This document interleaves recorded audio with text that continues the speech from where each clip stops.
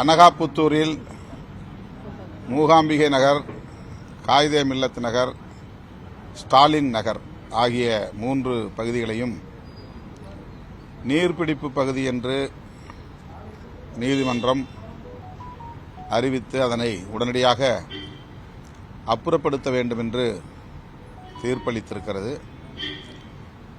அதனையொட்டி ஏற்கனவே மூகாம்பிகை நகரில்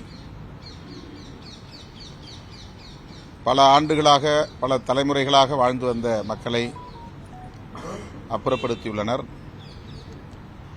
தற்போது காயிதே மில்லத் நகர் மற்றும் ஸ்டாலின் நகர் பகுதிகளை இடிக்கும் நடவடிக்கைகளில்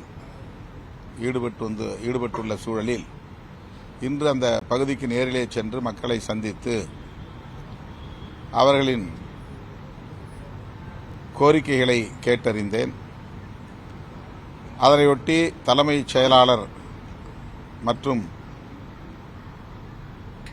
நகர்ப்புறத்துறை அமைச்சர் செயலாளர் திரு கார்த்திகேயன் அவர்களையும் நேரிலே சந்தித்து மக்கள் தரப்பு கோரிக்கைகளை எடுத்து வைத்தோம். நீதிமன்ற ஆணையை மீறி வேறு ஏதும் செய்ய இயலாத நிலையில் இருக்கிறோம் என்பதை தலைமை செயலாளர் எம்மிடத்திலே விளக்கினார்.